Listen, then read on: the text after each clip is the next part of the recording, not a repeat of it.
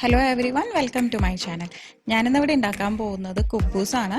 ഇതിനെ Arabic bread, Lebanese bread, അതുപോലെ Syrian bread അങ്ങനെ പല പേരുകളിൽ അറിയപ്പെടുന്നുണ്ട്. പക്ഷേ നമ്മുടെ നാട്ടിൽ കോമൺ ആയിട്ടും കുബൂസ് തന്നെയാണ് പറയുക. അപ്പോൾ നമുക്കിത് വളരെ എളുപ്പത്തിൽ എങ്ങനെയാണ് വീട്ടിലുണ്ടാക്കുക നോക്കാം.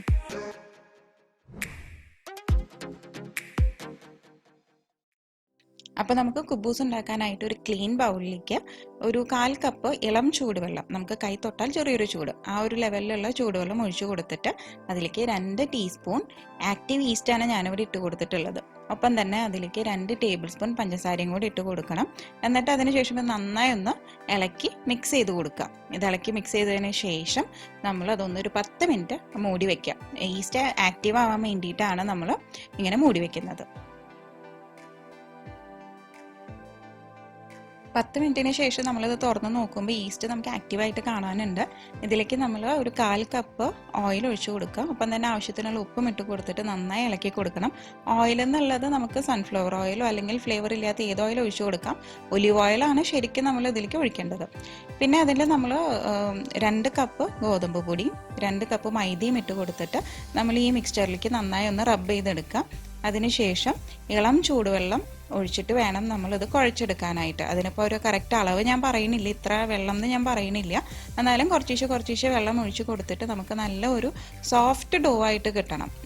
നമുക്ക് ചപ്പാത്തിയൊക്കെ കുഴയ്ക്കുന്നതിനേക്കാളും കുറച്ചും കൂടെ സോഫ്റ്റായിട്ട് നമുക്കിത് നന്നായിട്ട് കുഴച്ചെടുക്കണം. കുഴയ്ക്കുമ്പോൾ നമുക്കിത് ഒന്നെങ്കിൽ ഈ ബൗളിലിട്ടിട്ട് തന്നെ കുഴയ്ക്കാം, അല്ലാന്നുണ്ടെങ്കിൽ നമുക്ക് കൗണ്ടർ ടോപ്പിൽ ഇട്ടിട്ട് നന്നായി കുഴച്ചെടുക്കുകയും ചെയ്യാം. പക്ഷെ നമ്മൾ ബ്രെഡ് ചെയ്യുന്ന പോലെ ഒരുപാട് അങ്ങ് കുഴച്ചെടുക്കേണ്ട ആവശ്യമൊന്നുമില്ല. ഒരു മീഡിയം ലെവലിൽ എന്നാൽ നല്ല സോഫ്റ്റ് ഡോ ആയിട്ട് നമ്മളിത് കുഴച്ചെടുത്താൽ മതി. അതാ കണ്ടുപോകുന്നു, ഇപ്പോൾ നല്ല സോഫ്റ്റ് ആയിട്ട് കുഴച്ചെടുത്തിട്ടുണ്ട്. അപ്പോൾ നമുക്ക് തൊട്ട് നോക്കുമ്പോൾ ഇങ്ങനെ ഒന്ന് കുഴിഞ്ഞു പോകണം, എന്നാൽ നമ്മുടെ കയ്യിൽ മാവ് ഒട്ടി പിടിക്കാനും പാടില്ല. നന്നായി കുഴച്ചെടുത്ത മാവിൻ്റെ മുകളിൽ ഒരു സ്പൂൺ നമ്മൾ ഓയിൽ ഒഴിച്ചു കൊടുത്തിട്ട് അത് നന്നായി ഒന്ന് തടവി കൊടുക്കണം. അതിനുശേഷം നമ്മളിതൊരു 2 മണിക്കൂർ റെസ്റ്റ് ചെയ്യാൻ വെക്കണം. അപ്പോൾ 2 മണിക്കൂർ റെസ്റ്റ് ചെയ്യാൻ വെക്കുമ്പോൾ നമ്മളൊരു നനഞ്ഞ കോട്ടൺ തുണി വെച്ചിട്ട് മൂടി വെച്ചിട്ട് വേണം റെസ്റ്റ് ചെയ്യാൻ വെക്കാനായിട്ട്.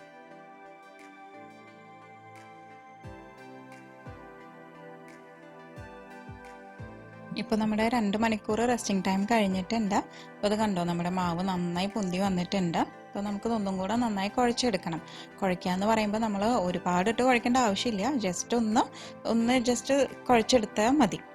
അതിനുശേഷം നമുക്കിത് ചെറിയ ബോളുകളായിട്ട് എടുക്കണം. അപ്പോൾ നമുക്കത് ചപ്പാത്തിയേക്കാളും കുറച്ചും കൂടെ വലിയ സൈസിലുള്ള ബോളുകളായിട്ട് കുഴച്ചെടുക്കാം. ഇനി നമുക്കത് പരത്തിയെടുക്കാനായിട്ട് നമ്മൾ ചപ്പാത്തി പരത്തുന്നതിൻ്റെ മുകളിൽ വെച്ചിട്ട് ആദ്യം കുറച്ച് മൈദയോ ഗോതമ്പ് പൊടിയോ വിതറി കൊടുക്കുക. എന്നിട്ട് നമ്മൾ ബോളാക്കി വെച്ചതിൽ നിന്ന് ഒരെണ്ണം എടുത്തിട്ട് നമുക്ക് റോൾ ചെയ്തെടുക്കാം. അത് നമുക്ക് റൗണ്ട് ഷേപ്പിൽ അല്ലെങ്കിൽ നമ്മളെ കൊണ്ട് പറ്റാവുന്ന പോലെ ഏതെങ്കിലും ഒരു ഷേപ്പിൽ അത് റോൾ ചെയ്തെടുക്കുക.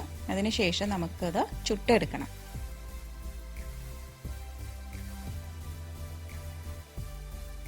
കുബൂസ് ചുട്ടെടുക്കാനായിട്ട് ആദ്യം തന്നെ നമ്മളൊരു പാൻ അടുപ്പത്ത് വെച്ചിട്ട് അത് നന്നായി ചൂടായി കഴിയുമ്പോൾ നമ്മുടെ പരത്തിയെടുത്ത കുബൂസ് ഇട്ട് കൊടുക്കുക. എന്നിട്ട് നമ്മളത് പല തവണയായിട്ട് മറച്ചിട്ടിട്ട് വേണം ചുട്ടെടുക്കാനായിട്ട്.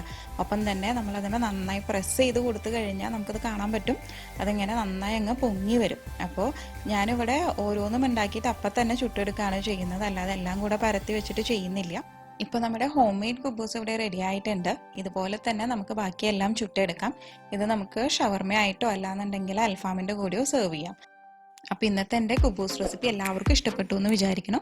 അപ്പോൾ നിങ്ങളുടെ അഭിപ്രായങ്ങൾ കമൻറ്റ് ചെയ്യാൻ മറക്കരുത്. ഒപ്പം തന്നെ ലൈക്ക് ചെയ്യാനും ഷെയർ ചെയ്യാനും സബ്സ്ക്രൈബ് ചെയ്യാനും വിട്ടുപോകരുത്. താങ്ക്